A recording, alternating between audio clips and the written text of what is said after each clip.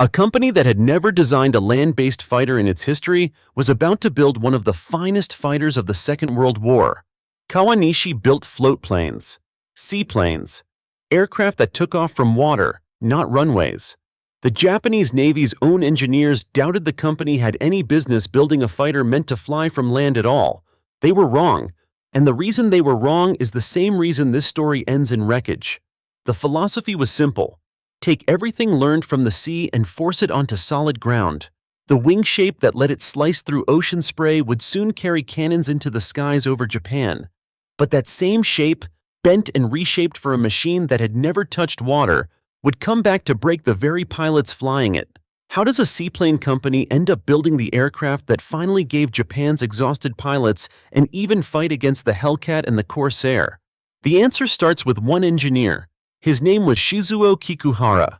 This is the story of the Kawanishi N1K, born of the sea, exiled to land, and arriving just in time to be too late. By 1940, Shizuo Kikuhara was already one of Japan's most respected aircraft engineers, though almost nobody outside the Navy knew his name. He had trained years earlier under Britain's Short Brothers, one of the world's pioneering seaplane manufacturers, and brought that education home to Kawanishi, where he helped design the H-8K, the four-engine flying boat the Japanese Navy considered its finest long-range patrol aircraft. Kikuhara understood water. He understood floats, hulls, spray patterns, and the strange aerodynamics of an airplane that had to behave like a boat before it could behave like a bird. What he did not have, in September 1940, was any experience building a fighter meant to take off from a runway. That month, the Imperial Japanese Navy handed Kawanishi a specification that sounded almost impossible. A floatplane fighter capable of at least 310 knots at 16,400 feet, with enough range to cruise for 6 hours. It needed to be armed well enough to fight land-based aircraft on equal terms, from a plane sitting on a pair of pontoons. The idea was straightforward on paper. As Japan's forces pushed across the Pacific, they would need air cover over beachheads and remote islands where no airstrip yet existed. A fighter that needed no runway could go wherever the fleet went. Inside the Navy itself, some engineers were skeptical that Kawanishi was the right company for the job. The firm had built its reputation entirely on seaplanes and flying boats. Land-based fighter design was a different discipline, different structural loads, different landing gear, different everything. Kikuhara's team, which included engineers Toshihara Baba, Hiroyuki Inoue, and Elizaburo Adachi, pressed ahead anyway. The resulting design, the N1K1 Kyofu, Mighty Wind, carried its wing mounted at the middle of the fuselage. This was not an aesthetic choice, it was a mechanical necessity. A floatplane needs clearance between its propeller and the water, and between its wings and the spray thrown up at takeoff speed. Mounting the wing high on the body solved that problem instantly. It was a smart, water-tested engineering decision built for an aircraft that would never touch a runway. Then, in December 1941, months before the Kyofu had even completed its first test flight, Kikuhara's team began quietly designing something the Navy hadn't asked for yet, a land-based version. No floats, retractable landing gear in their place. It started by most accounts as a private venture. Engineers who could see further than their orders, converting a seaplane fighter into something that might finally give Japan's land forces a competitive edge against the growing weight of American air power. The Kyofu itself flew for the first time on May 6, 1942, powered by a Keisei-13 radial engine. It handled well enough in the air, but it was already, in a sense, obsolete before it left the water. A floatplane fighter designed for a war that was rapidly moving past the need for one. The land-based conversion, born quietly in a design office before anyone had officially approved it, was the future.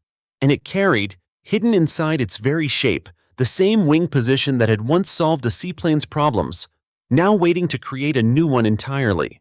To understand why Kawanishi's land-based gamble mattered, you have to understand what it was racing against. Not one rival, but two, on two different fronts. The first rival wasn't a machine at all. It was time itself, and Nakajima Aircraft Company was the one exploiting it.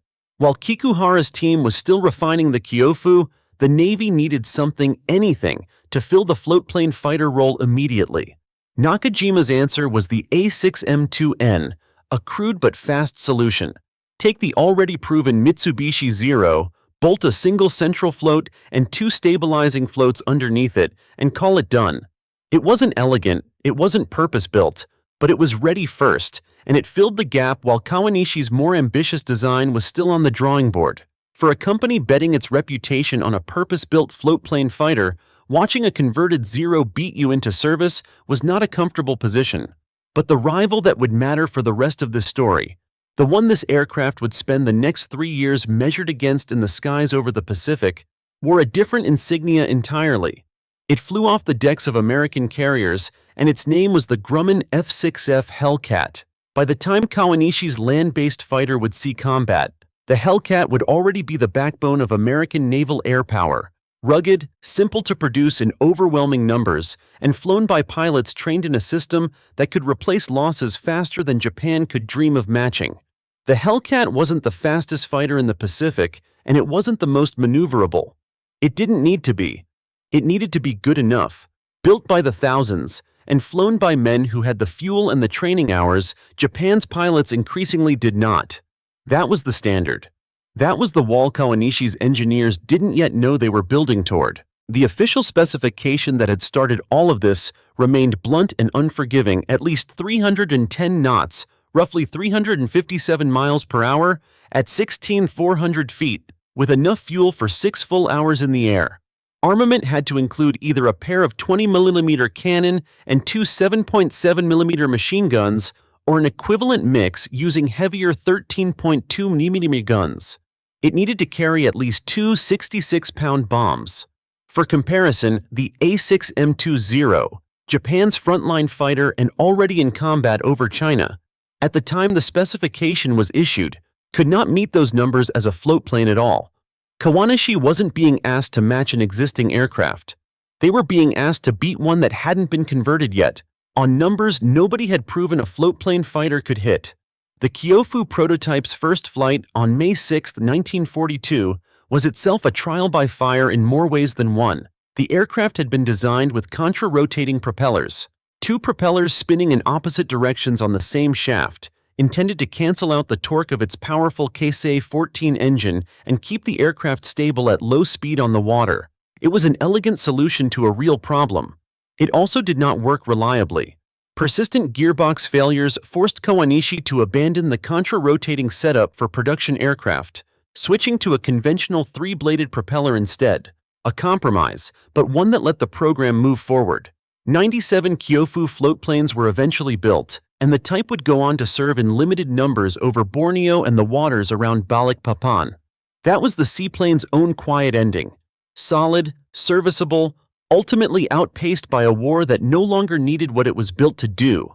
But the land-based conversion, already taking shape in Kikuhara's design office before the Kyofu had even proven itself, was where the real trial waited. Stripped of its floats, fitted with retractable landing gear and a four-bladed propeller driven by a new 1,820 horsepower Homare engine, armed now with two additional 20mm cannon mounted in gondolas beneath the wings, the aircraft was a different animal entirely, faster, harder hitting, and finally capable of operating from the same airstrips as its American rivals.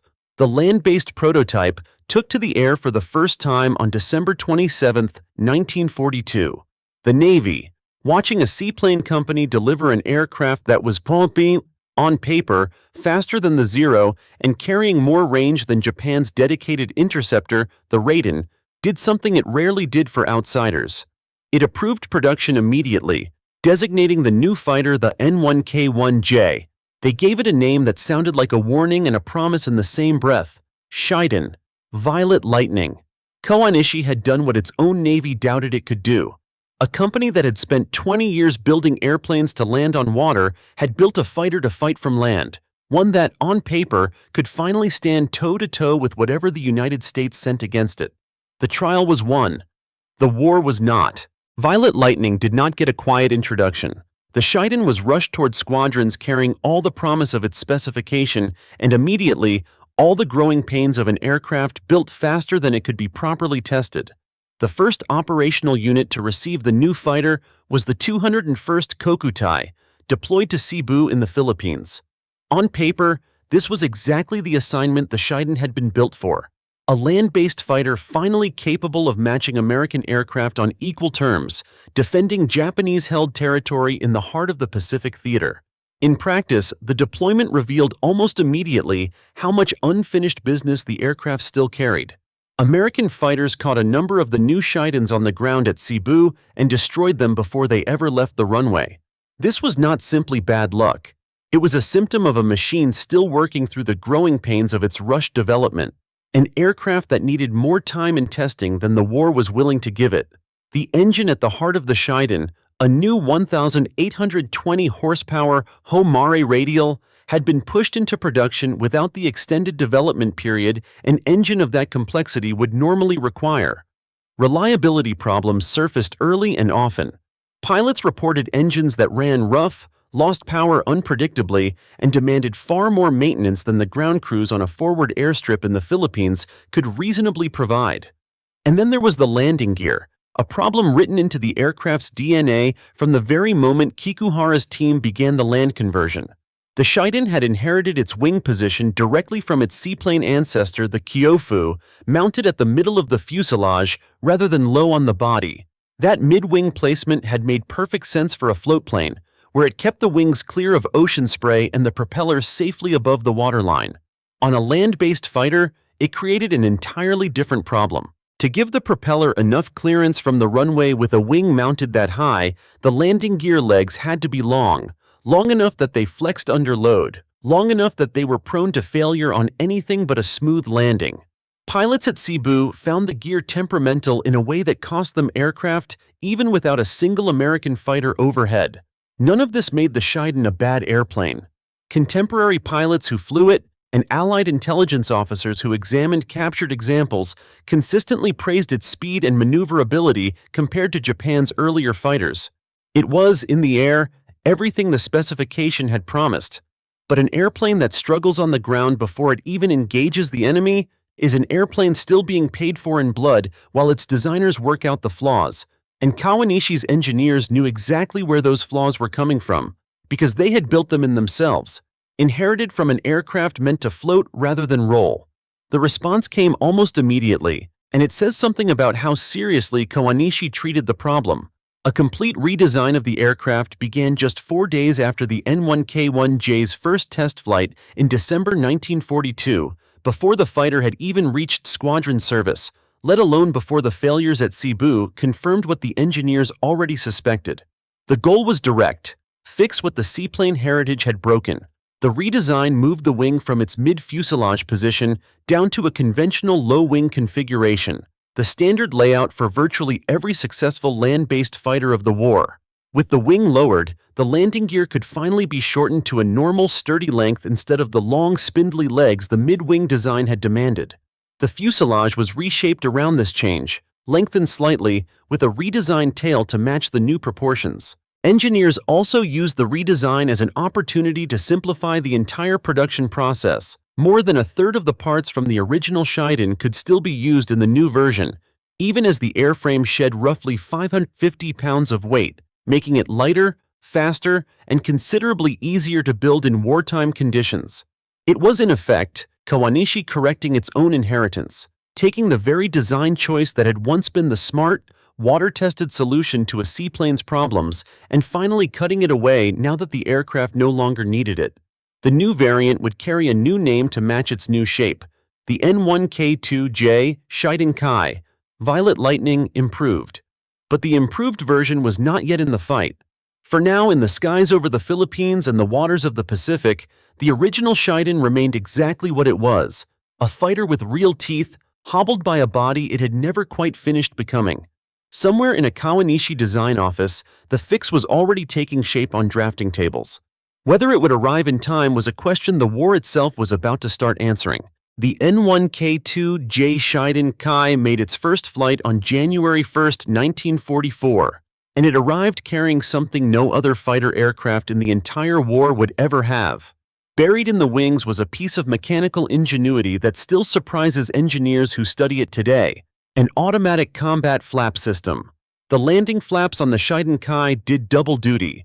During a hard turn, a tube containing a simple mercury switch, linked to the aircraft's pitot static air system, could sense the combination of G-force and airspeed. The moment a pilot pulled the stick hard into a turn, when the load crossed a certain threshold, the flaps would deploy automatically, up to 30 degrees, adding lift precisely when the wing needed it most, tightening the turn radius without the pilot doing a single thing beyond flying the fight in front of him. The instant the turn eased off, the flaps retracted on their own. No other production fighter of the Second World War used anything like it. American pilots who tangled with the Shiden Kai and lived to file a report came home describing a Japanese fighter that turned tighter than it had any right to, with no idea that a length of glass tubing and a bead of mercury was doing the work their own hands would have had to do.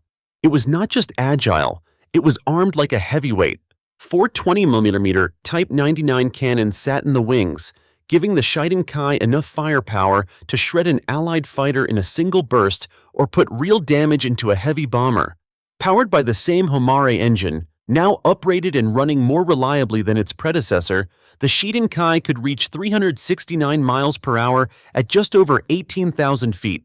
For the first time, a Japanese Navy fighter existed that could take on the Grumman F-6F Hellcat and the Vought F-4U Corsair on something closer to equal terms, rather than relying purely on pilot skill to offset a machine that had fallen behind. The aircraft's reputation grew quickly enough that it changed how the Navy chose to use it. Rather than distributing the limited number of Shiden Kai fighters broadly across ordinary squadrons, the Navy funneled them into a single, deliberately elite formation. That unit was the 343rd Kokutai, constituted on December 25, 1944, under the command of Captain Minoru Genda, the same officer who had helped plan the attack on Pearl Harbor 3 years earlier. Genda built the 343rd differently from almost any other Japanese air unit of the war. Instead of filling its cockpits with fresh graduates rushed through wartime training, he handpicked surviving veteran aces from across the crumbling Japanese Navy, pilots who had fought since the opening campaigns in China, men who had survived years of attrition that had killed most of their contemporaries. Command of the unit's 3 fighter squadrons went to some of the most experienced pilots still flying for Japan: Lieutenant Naoshi Kano, leading the 301st, Lieutenant Yoshishige Hayashi leading the 407th, and Lieutenant Takashi Oshibuchi leading the 701st. Genda gave the unit its own reconnaissance arm as well, flying fast, C-6N Seiyan aircraft to scout for incoming American raids before they ever reached Japanese airspace, an early warning advantage few Japanese units of the period possessed. Pilots and crews began calling it Genda's Blade. It was, by the final year of the war, arguably the single most dangerous concentration of fighter pilots and fighter aircraft. Japan had left a field, built specifically around a machine whose seaplane origins had once nearly doomed it in the skies over the Philippines, now carrying some of the last great aces of the Imperial Navy into battle over the Japanese home islands themselves. The early results justified Genda's gamble. In February 1945, Ensign Kaneyoshi Muto, flying a Shiden Kai, as part of a mixed 10-plane Japanese formation, ran into 7 American Hellcats from Squadron VF-82 over Japan. By the time the engagement ended, the Japanese formation had shot down 4 Hellcats without losing a single aircraft of their own. Japanese propaganda would later inflate the story into a solo legend: 1 man against 12 enemy fighters, but the true account, 10 aircraft against 7, 4 kills for 0 losses, needed no exaggeration to be remarkable. It was proof, in the air over Japan itself, that the aircraft Kawanishi had built from a floatplane's bones could finally stand and fight the best America had. But an elite unit flying a rare, complex, mechanically ambitious fighter was never going to win a war of numbers on its own. Somewhere behind the cockpits and the mercury switches and the 4 cannon in each wing, the same pressures that had haunted this aircraft from its first flight, an engine rushed into service, a production line never quite large enough, were still waiting. Genda's Blade was about to be tested by the largest carrier strike force the U.S. Navy could throw at the Japanese home islands. And the flaw this aircraft had carried since its earliest design decisions was about to matter more than it ever had before. The design choice that had already cost Kawanishi aircraft on the ground at Cebu wasn't the only inheritance from the Shiden's rushed birth. A deeper problem sat at the very heart of the aircraft, one that no amount of redesigned wing position could touch: the engine. The Homare Radial had been pushed into production without the years of refinement an engine of its complexity would normally demand, and even in its uprated form powering the Shiden Kai, it never fully shed that history. At low and medium altitudes, where most of the fighter's celebrated dogfights took place, the Homare performed well enough to let the aircraft's speed and maneuverability shine.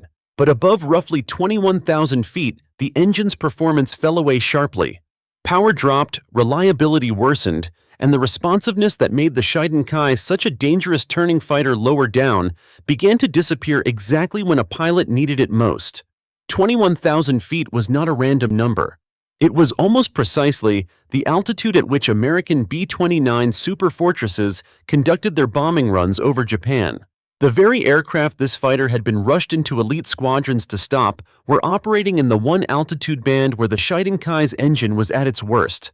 A fighter built to turn tighter than anything else in the sky was, against the bombers burning Japanese cities, forced to fight at a disadvantage baked into its own power plant. This was not a flaw anyone could fix with a mercury switch or a redesigned undercarriage.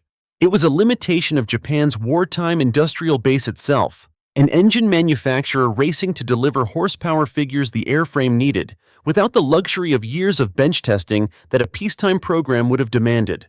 Kikuhara's team had built one of the most agile fighters of the war around an engine that could not fully deliver on its promise at the exact altitude where the stakes were highest. And the industrial pressure did not stop there. As American strategic bombing intensified through 1944 and into 1945, B-29 raids increasingly targeted the very factories building the aircraft meant to stop them. Kawanishi's production lines, already straining to manufacture a complex fighter with a temperamental engine, absorbed direct damage from the raids its own product was supposed to prevent. The math became brutally circular. The better the Shiden Kai might have been at stopping B-29s at lower altitudes, the more those same B-29s targeted the factories keeping it in the fight, and the fewer Shiden Kai reached squadrons to do the stopping. The number tells the story on its own. Across the entire war, only 415 N1K2-J Shiden Kai fighters were ever built. Compare that to the thousands of Hellcats and Corsairs rolling off American assembly lines, built by an industrial base that had never once seen an enemy bomber over its own factories.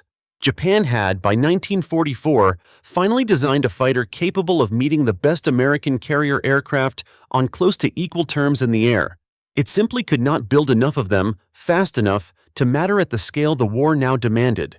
There was a second front where the same trap kept tightening. The Shiden Kai's rarity meant it never fully replaced Japan's aging fleet of Zeros and older interceptors. It supplemented a force that was, on the whole, still falling further behind. American industrial capacity meant that for every skilled Japanese veteran lost in a dogfight, however evenly matched, there were fresh American pilots and fresh American aircraft arriving in numbers Japan's shrinking training pipeline could no longer approach. Even a fighter with genuinely superior maneuverability at low altitude, flown by some of the last great aces the Imperial Navy had left, was fighting a war of attrition it had no mathematical way to win.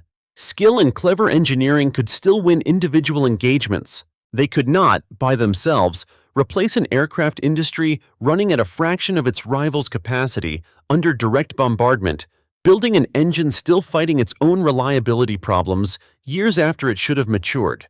By the final months of the war, the 343rd Kokutai, Genda's blade, flying the most capable fighter Japan had ever produced against the Americans, represented something close to the ceiling of what Japanese engineering could still achieve. It also represented, in its rarity and its narrow operational window, exactly how far that ceiling now sat below what the war actually required. The aircraft that had once been doubted as impossible for a seaplane company to build had become, by early 1945, one of the finest fighters flying in the Pacific. It had arrived with a flaw baked into its own engine, a production line under direct attack, and barely 400 airframes to carry the weight of everything riding on it. Everything Kawanishi had built toward, the redesigned wing, the mercury switch flaps, the hand-picked pilots of Genda's blade, was about to be tested in a single, decisive clash over one of Japan's most important naval bases. The outcome would prove, in the space of a single morning, exactly how much the Shiden Kai could do and exactly how much it could no longer change. Dawn over the Bungo Strait, March 19, 1945, came in gray and cold, and it did not stay quiet for long. 15 minutes before 6 in the morning, Japanese reconnaissance aircraft, fast C-6N Scion planes, flying ahead of the 343rd Kokutai's main force, spotted unusual activity on the decks of American carriers far out to sea. Admiral Mark Mitcher's Task Force 58 was launching aircraft, and launching them in force. This was no probing raid. It was one of the largest carrier strikes the U.S. Navy had yet thrown at the Japanese home islands, aimed squarely at the naval base at Kure and the airfields defending it, including Matsuyama, where the 343rd Kokutai made its home. Minoru Genda did not wait to confirm the scale of the threat before committing his unit. Within the hour, he sent 4 more Scion reconnaissance aircraft aloft, escorted by 7 Shiden fighters, to get eyes on exactly what was coming. Then he committed the bulk of Genda's blade to the sky.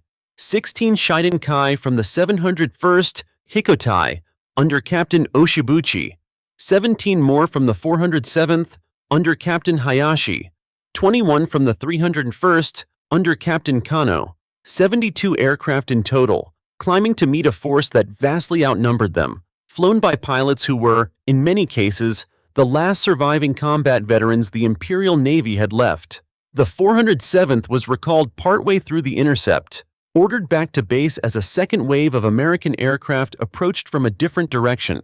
The 701st and 301st pressed on toward the enemy. What happened next has been recorded from both sides of the fight, and the two accounts do not fully agree, which is itself part of the story. 20 Grumman F-6F Hellcats from Squadron VBF-17, the Jolly Rogers, ran directly into roughly 40 fighters from the 343rd Kokutai. What followed was a 25-minute battle fought at close range over the water, cannon fire and machine guns, aircraft twisting through tight turns that, for the Japanese pilots, were being tightened automatically by the same Mercury switch flap system built into their wings years earlier. By the time the engagement broke apart, 6 American pilots and 4 Japanese pilots had gone down. Personal accounts from American aviators who survived encounters with the 343rd that day describe something they hadn't expected from Japanese pilots by this stage of the war. Men who fought with discipline, who didn't panic and didn't throw their aircraft away in suicidal attacks, who flew, in the words of pilots who faced them, like professionals. The 343rd, Kokutai's own claims for the day were far larger than that single engagement. Pilots reported 52 American aircraft destroyed and 16 more probably destroyed, against 16 Japanese losses. It is worth being direct about what that number actually represents. It was a wartime claim, made in the chaos of a multi-hour engagement across a wide stretch of sky and sea, by pilots reporting what they believed they had seen. American records from the day, cross-referenced after the war, account for a total of 14 U.S. aircraft lost across all the fighting around Kure that day, against 25 Japanese aircraft. A very different ratio than the 343rd's own claim, though still a real and costly fight for the Americans. Both figures are part of the historical record. Neither should be mistaken for the other. What is not in dispute is the shape of the fight itself and what it proved. This was not a unit of desperate, outmatched pilots being fed into a losing war. This was Japan's most capable fighter, flown by some of its most experienced remaining aviators, meeting American carrier aircraft on genuinely even terms for the first time in nearly 2 years of steadily worsening odds. Elsewhere that same morning, the American strike force paid its own price. 2 U.S. carriers were hit hard.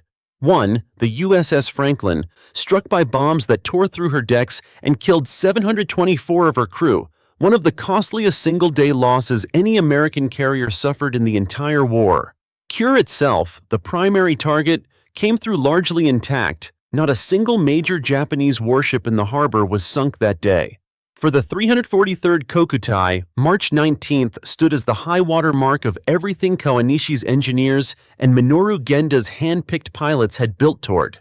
72 aircraft born from a seaplane's redesigned bones had gone up against the finest carrier air power the United States could send across the Pacific and come back having drawn blood on close to equal terms. It would not happen again at that scale. The unit that flew out from Matsuyama that morning was, in a very real sense, as strong as Japan's air defense would ever be for the remainder of the war. The aircraft could still turn tighter than anything the Americans put in the sky below 20,000 feet. The pilots flying it were still among the best Japan had left. But the industrial current pulling against this fighter since the day its engine left the factory floor had not stopped moving, and the calendar itself was working against everything the 343rd Kokutai had just proven it could do. Kure had shown what Genda's blade was capable of at its absolute peak. What came next would show what happened when a nation ran out of factories, fuel, and time to keep that peak from becoming the beginning of the end. By the spring of 1945, the war that had once given the Shiden Kai its purpose was already consuming the company that built it. In March 1945, Kawanishi Aircraft Company quietly changed its name to Jinmu Akitsusha, a deliberate attempt to hide the firm's identity and its factories from American intelligence, which had by then identified Kawanishi as a priority target for the strategic bombing campaign grinding through Japan's aircraft industry. The disguise didn't last. Within 5 months, the name was dropped again, its purpose already overtaken by events. By then, American B-29 raids had already battered Kawanishi's production facilities directly. The same bombers the Shiden Kai had been rushed into elite service to stop now systematically destroying the factories that built it. Where the company had once produced hundreds of Shiden and Shiden Kai fighters a year, output collapsed under the weight of bombed-out tooling, disrupted supply chains, and a workforce increasingly diverted to bomb damage repair instead of aircraft assembly. 3 outcomes, in 3 different directions, mark where this story actually ends.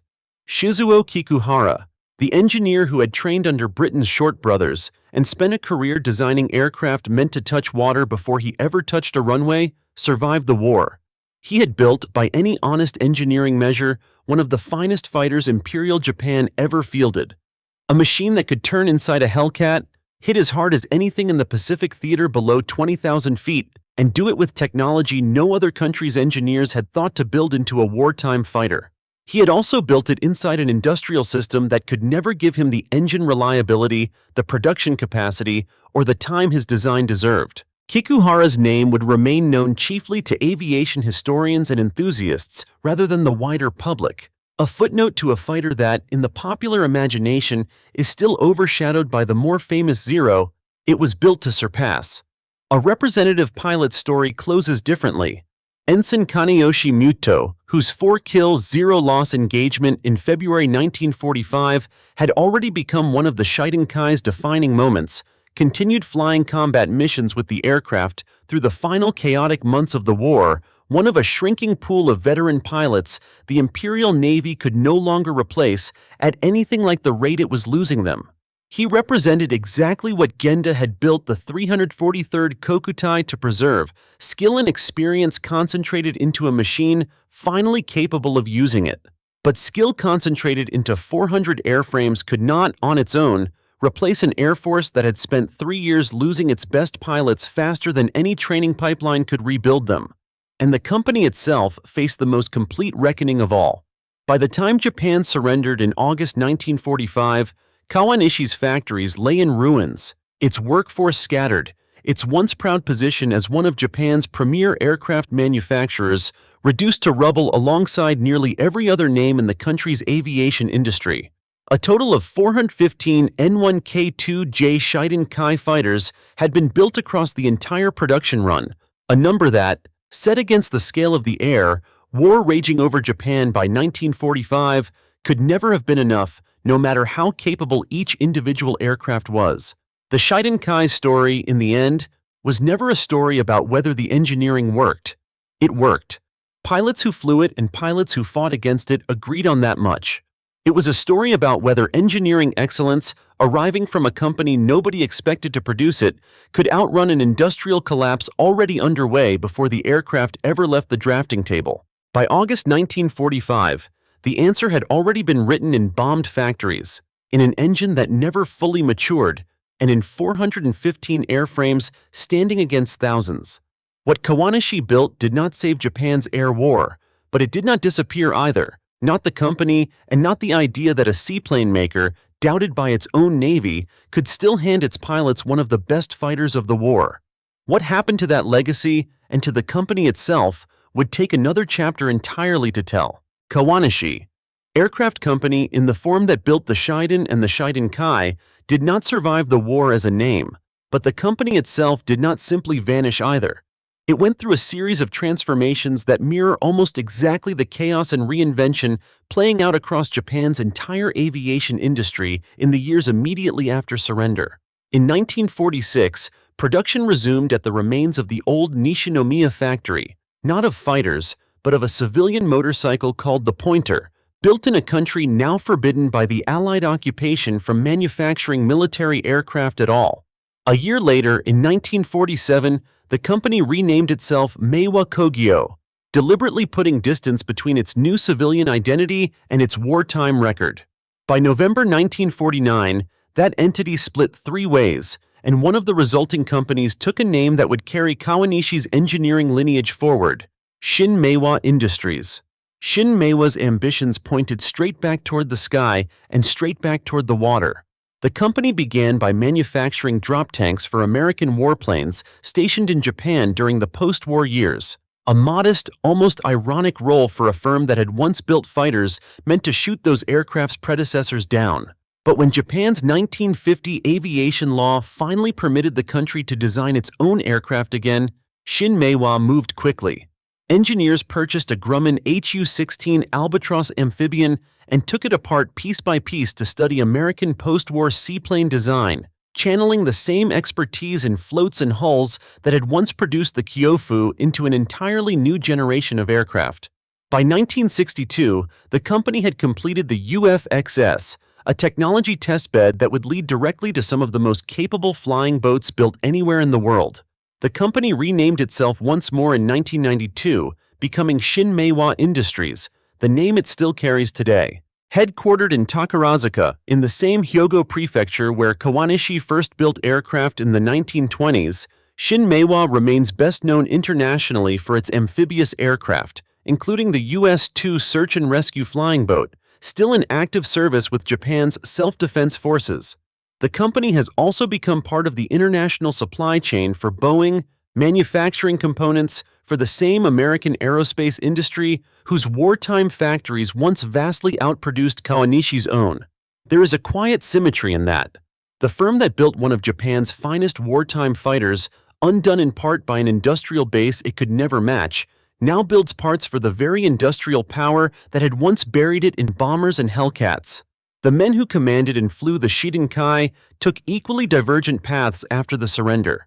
Minoru Genda, the architect of Pearl Harbor who had personally handpicked the pilots of the 343rd Kokutai, went on to become a general in the newly formed Japan Air Self-Defense Force and later a member of the Japanese Diet, Japan's national parliament.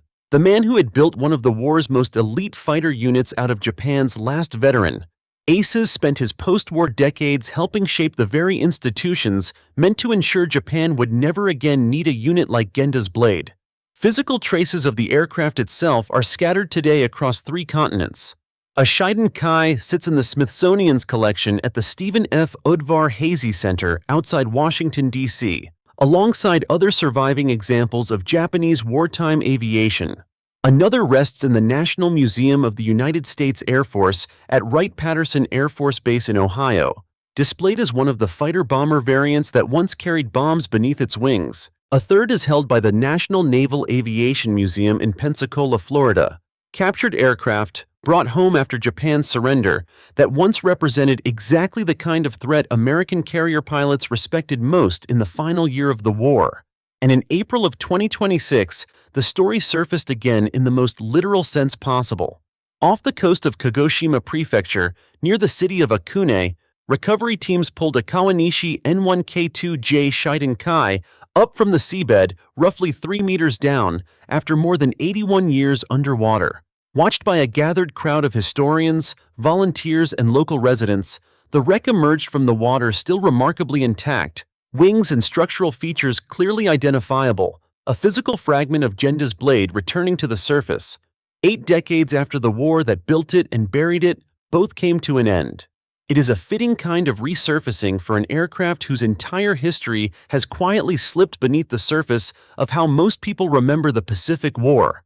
Ask an American audience to name a Japanese fighter from the Second World War, and the answer will almost always be the same: the Zero.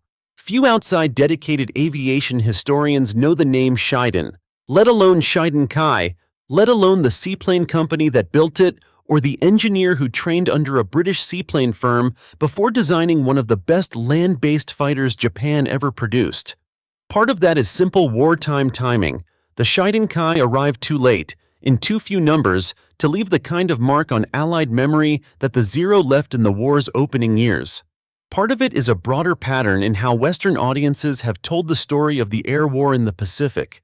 A story built overwhelmingly around American aircraft and the handful of Japanese types that faced them earliest, with less attention paid to the aircraft that arrived in the war's final, chaotic year, however capable they turned out to be. The historical verdict, when the aircraft finally gets one, tends to agree on the essentials. The engineering was sound. The automatic combat flaps were, by any measure, ahead of their time. The airframe that emerged from Kikuhara's redesign was a genuinely dangerous fighter in skilled hands. What failed was never the design on the drafting table. What failed was the country trying to build it fast enough. In an industrial base already collapsing under the weight of the war, the aircraft had arrived too late to change. Every aircraft in this story carried a philosophy inside its airframe, whether its engineers meant to put it there or not.